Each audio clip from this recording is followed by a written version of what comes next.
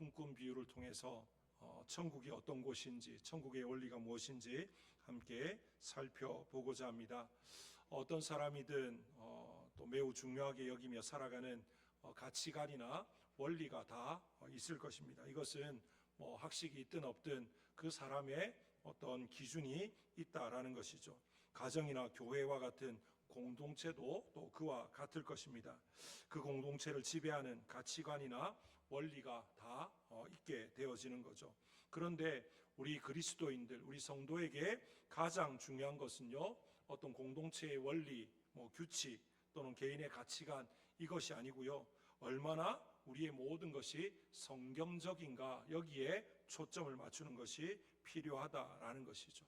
오늘 본문에서 우리가 하나님 나라가 어떤 곳인지, 또 하나님 나라가 어떤 원리를 가지고 있는지 이 비유를 통해서 잘 보여주고 있는데요, 예수님의 비유를 통해서 하나님 나라의 원리를 바르게 깨닫고 또 그 원리를 따라서 살아가는 우리 교회와 또 우리 모든 성도님들, 그리고 가정과 또 모든 자녀들의 삶, 또 우리의 삶이 될 수 있기를 주님의 이름으로 축복합니다. 먼저 우리가 살펴보기 원하는 것은요, 포도원 주인이 품꾼을 쓰기 위해서 장터로 나가서 얼마를 주기로 하고 지금 품꾼들을 포도원으로 들여보냈는가라는 것인데요, 그러면서 우리가 또 살펴보기 원하는 것은 이 주인이 좀 특이한 점이 있는데 그 특이한 점이 무엇인가라는 것입니다. 1절 2절을 같이 한번 읽어보겠습니다. 1절 2절입니다. 시작. 천국은 마치 품꾼을 얻어 포도원에 들여보내려고 이른 아침에 나간 집주인과 같으니 그가 하루 한 데나리온씩 품꾼들과 약속하여 포도원에 들여보내고. 지금 포도원 주인은요, 포도원의 일을 위해서 이제 일하고자 하는 품꾼들을 얻기 위해서 장터로 이른 아침에 나갔습니다. 그래서 이제 그곳에서 사람들을 이제 보게 되고 들여보내는데 하루에 얼마의 품삯을 지금 약속합니까? 한 데나리온의 품삯을 약속합니다.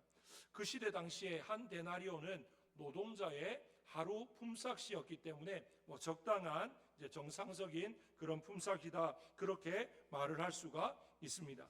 그런데 이 주인의 특이한 점이 뭐냐면요, 3절 4절에 보면 제3시에 그리고 제6시에 또 제9시에도 나갑니다. 그리고 그 뒤에 보면요, 제11시에도 나가서 또 장터, 여기가 장터가 그냥 이제 어떤 곳이냐, 오늘날로 말하면 인력시장이라고 말할 수가 있을 것입니다.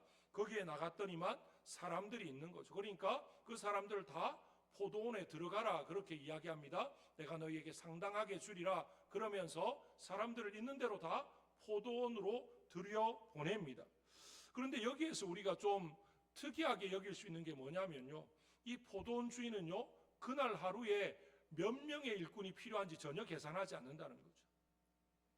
포도원이 얼만큼 넓은지 모르지만 그 포도원에서 일할 사람을 그래도 오늘 10명 필요하다 그러면 10명만 해서 이제 일을 시켜야 되는데 지금 몇 명인지 나오지 않습니다. 아마 굉장한 수의 사람, 이른 아침에 나갔을 때 일하고 싶어하는 사람들이 얼마나 많이 있었겠습니까? 그 사람들 들여보내고 아마 그 사람들만 해도 충분했을 텐데 제3시면 오늘 여기에 나오는 시간에 더하기 6시간을 하면 우리나라 시간입니다.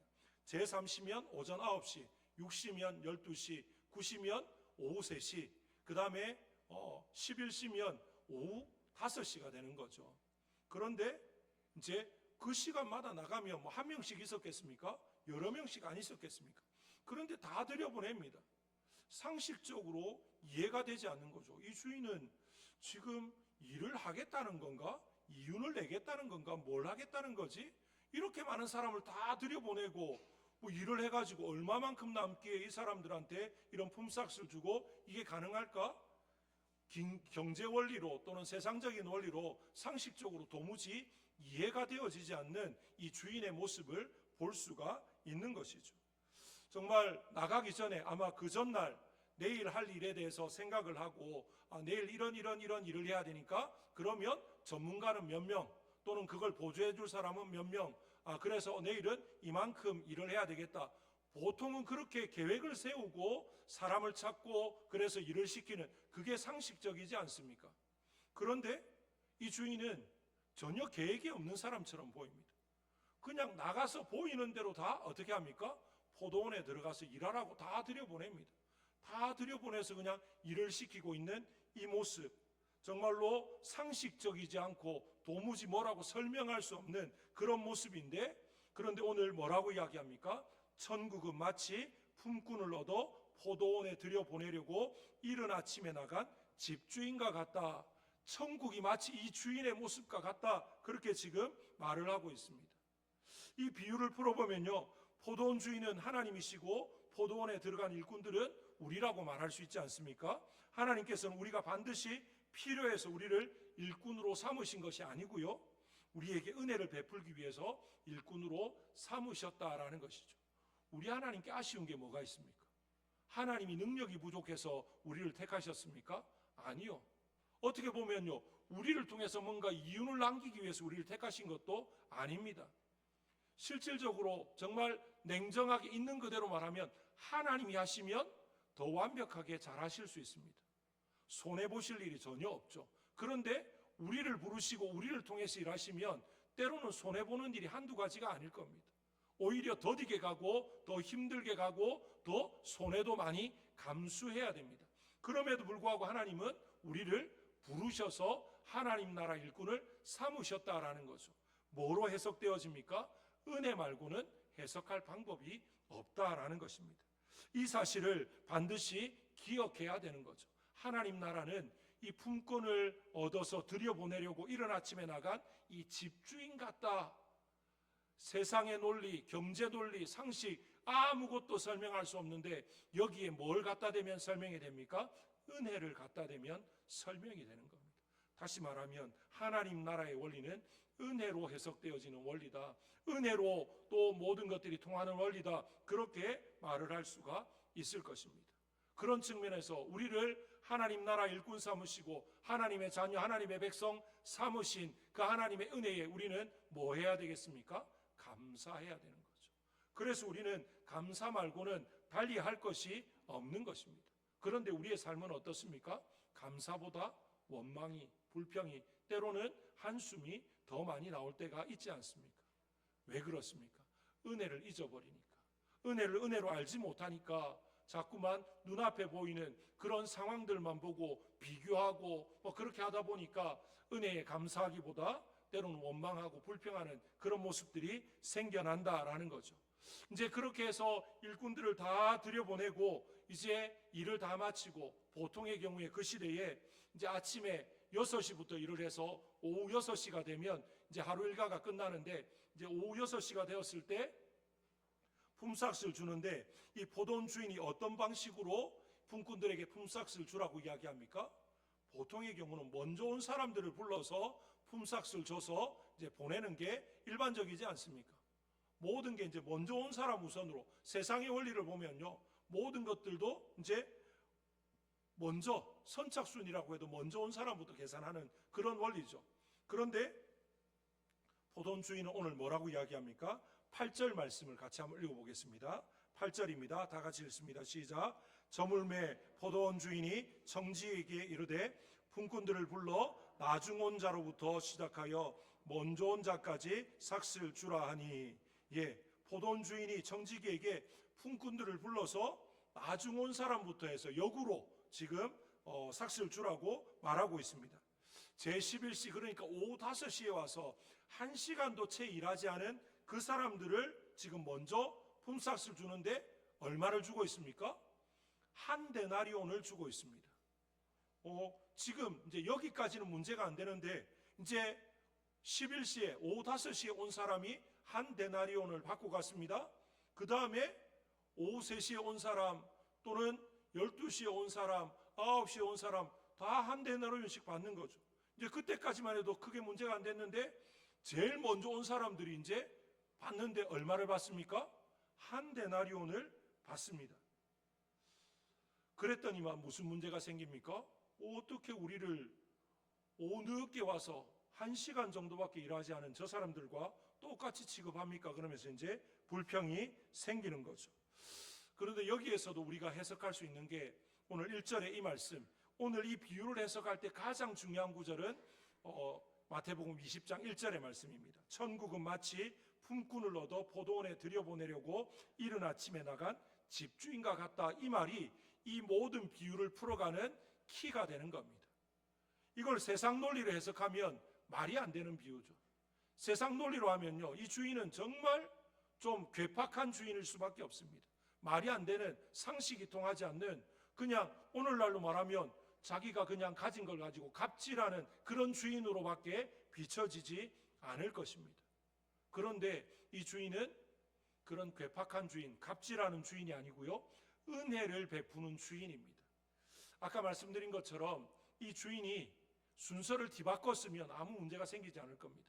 이른 아침에 먼저 온 자들에게 먼저 한 달란트 한 데나리온 줘가지고 다 돌려보내면요, 그냥 자기는 한 데나리온 약속을 했으니까 그거 받아가지고 오늘 하루 열심히 일하고 품삯을 얻었네 그러고 기분 좋게 집에 돌아갔을 겁니다. 그런데 먼저 온 사람부터 주지 않고 나중 온 사람부터 주니까 이제 문제가 되는 거죠. 사람 심리가 그렇잖아요. 분명히 한 데나리온의 약속을 했는데 나보다 늦게 와서 일로 따지면 뭐 반의 반도 하지 않은 이 사람들이 한 데나리온 받는 거 딱 보니까 아침에 일찍 온 사람들은 어떤 기대감이 생깁니까? 야, 저 사람 1시간 일하고 한 데나리온 받았으면 나는 12시간 일했으니까 야, 암만 못 받아도 한 10데나리온은 받겠는데, 그만큼은 안 돼도 한 5데나리온은 받겠는데 기대감이 생기지 않습니까? 그런데 줄 서서 받는데 자기한테도 얼마를 줍니까? 한 데나리온 밖에 주지 않습니다. 그런데 이게 문제가 되는 거죠.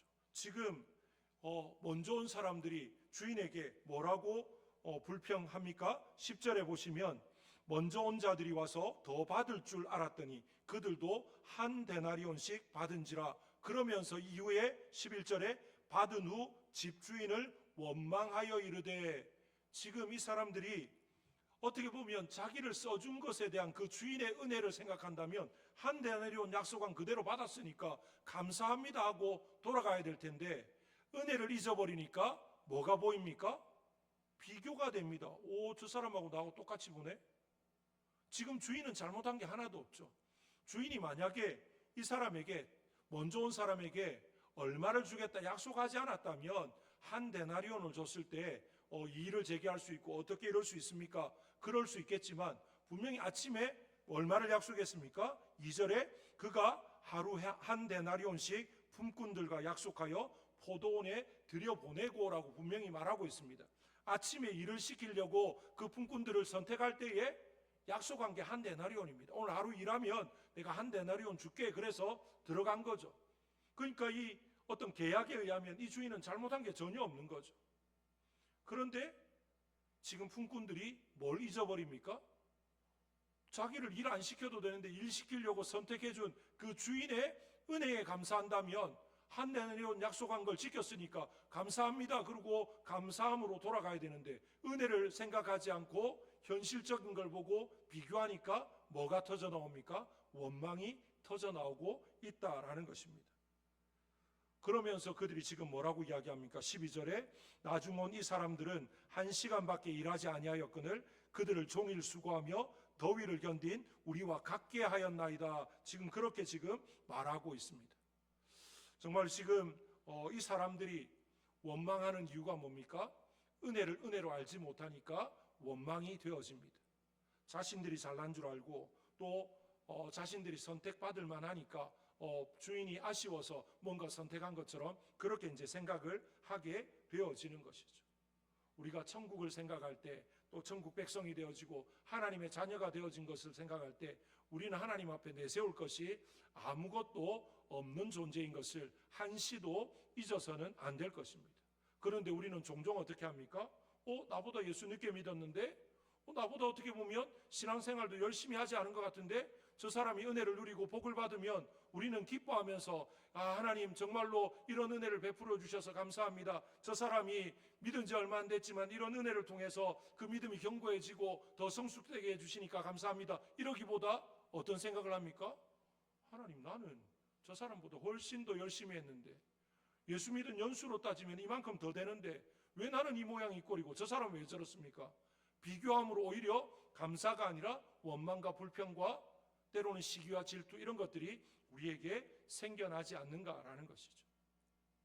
모든 것이 뭘 잃어버리니까 그렇습니까? 천국의 원리인 은혜를 잊어버리니까.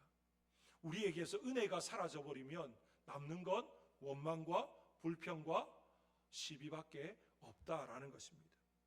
이제 포도원 주인이 이렇게 불평하는 이 한 사람에게, 품꾼 중에 한 사람에게 뭐라고 지금 대답을 하느냐면요, 13절부터 보시면 이렇게 나와 있습니다. 주인이 그 중에 한 사람에게 대답하여 이르되 친구여, 내가 내게 잘못한 것이 없노라. 내가 나와 한 데나리온의 약속을 하지 아니하였느냐. 맞습니다.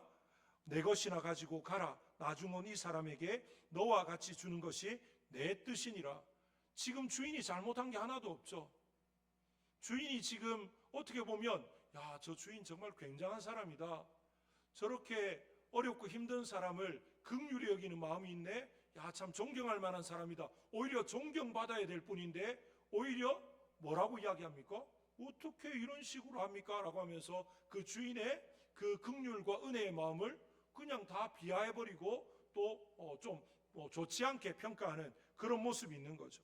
그러면서 15절에 내 것을 가지고 내 뜻대로 할 것이 아니냐, 내가 선함으로 내가 악하게 보느냐. 주인이 지금 그렇게 지금 말을 하고 있는 것입니다. 정말로 지금 이 품꾼들의 마음 가운데 왜 이런 마음이 생겼는가, 우리가 한번 몇 가지 살펴보면요, 첫 번째, 그들이 이런 마음을 가지게 된 것은 비교의식 때문이다라는 것입니다. 일찍부터 일한 자신들과 뒤늦게 들어와서 얼마 일하지 않은 그 사람들을 똑같이 이제 대우하는 그런 모습에 이제 그들이 비교했기 때문에 그렇다라는 거죠.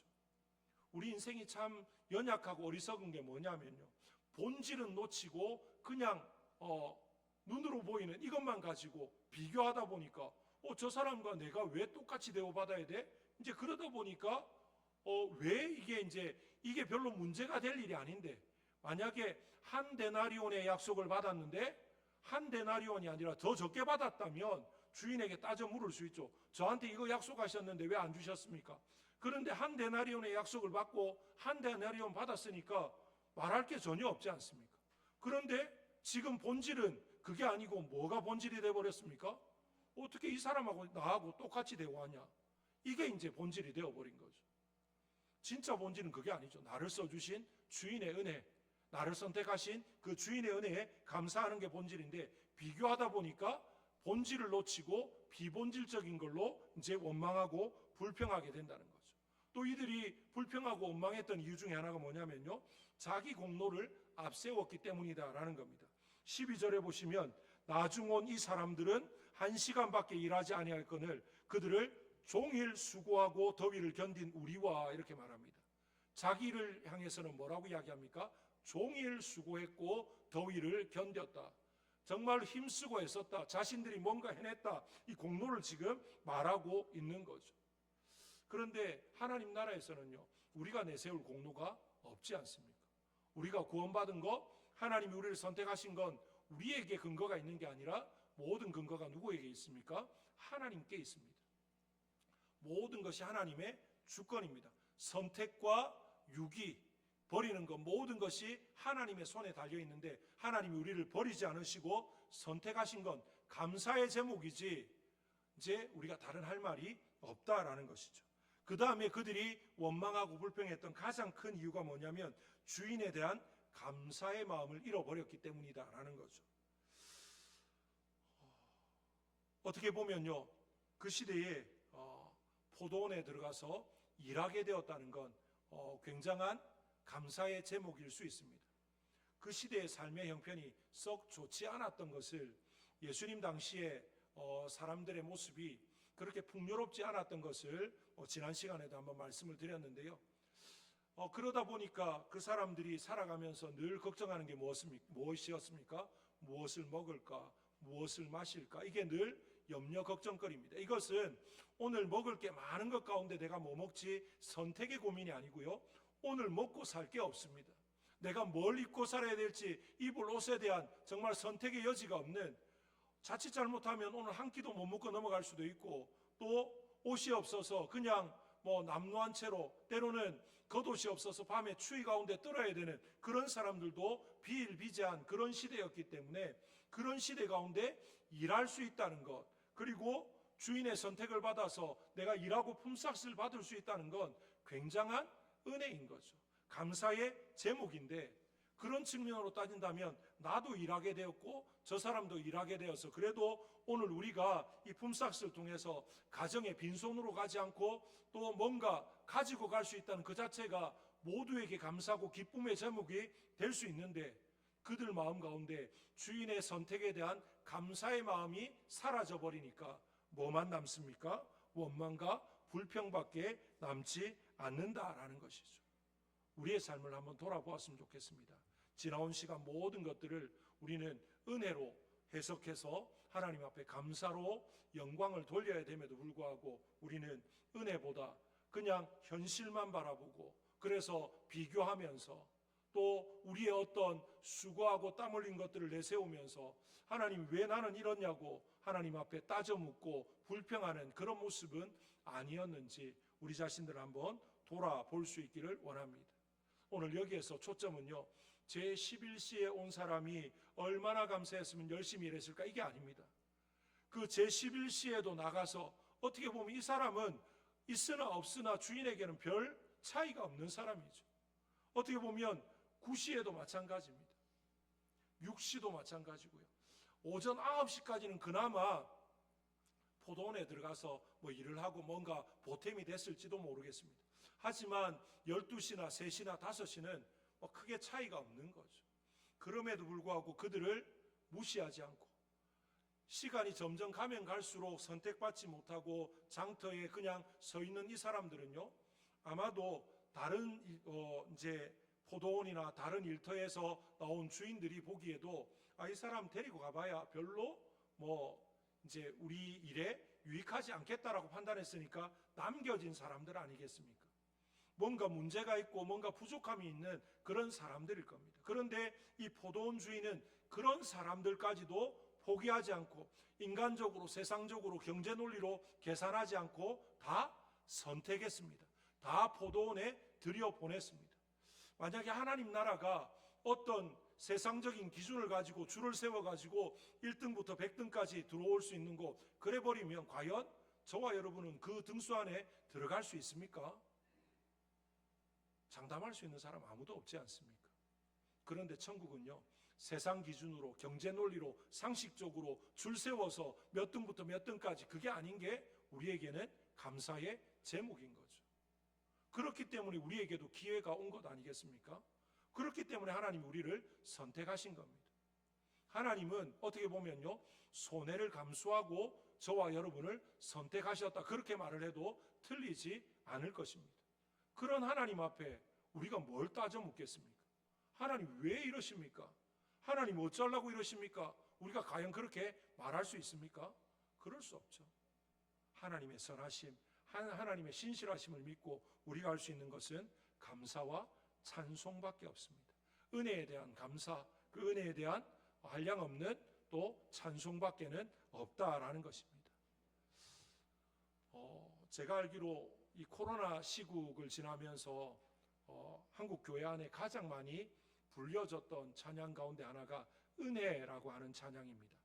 이 은혜라는 찬양의 가사를 보시면 그냥 제 생각에 얼마 전에 이제 아내하고도 그런 이야기를 했는데요, 아마 이 찬양은 이 시대뿐만 아니라 앞으로도 계속 많은 성도들에게 또 이렇게 불려지는 그런 찬양이 아니겠나. 왜냐하면 가사가 너무 주옥 같습니다. 너무 우리의 삶에 정말 꼭 필요한 그런 고백이다라는 생각이 들었습니다. 은혜라는 찬양의 가사를 한번 읽어드리겠습니다. 한번 눈을 감고 한번 들어보시면 좋을 것 같아요. 내가 누려왔던 모든 것들이, 내가 지나왔던 모든 시간이, 내가 걸어왔던 모든 순간이 당연한 것 아니라 은혜였어. 아침 해가 뜨고 저녁의 노을, 봄의 꽃향기와 가을의 열매, 변하는 계절의 모든 순간이 당연한 것 아니라 은혜였어. 내가 이 땅에 태어나 사는 것, 어린아이 시절과 지금까지 숨을 쉬며 살며 꿈을 꾸는 삶, 당연한 것 아니라 은혜였어.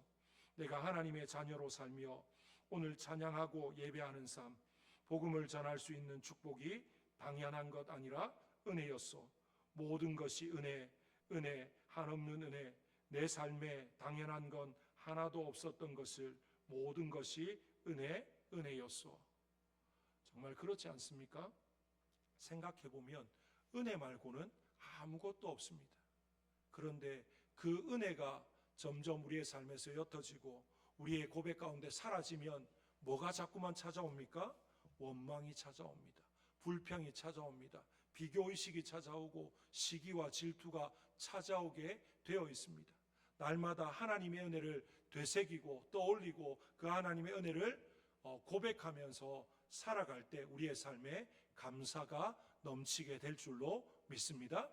우리를 선택하신 하나님, 우리에게 은혜와 긍휼을 베푸시고 여기까지 인도하신 그 하나님을 우리가 날마다 생각하면서 은혜에 정말로 우리의 입술로만이 아니라 우리의 마음으로, 우리의 중심으로, 우리의 모든 삶으로 감사와 찬송을 올려드리는 저와 여러분, 우리 모든 성도님들의 삶이 되시기를 주님의 이름으로 축복합니다. 우리 시간 합심해서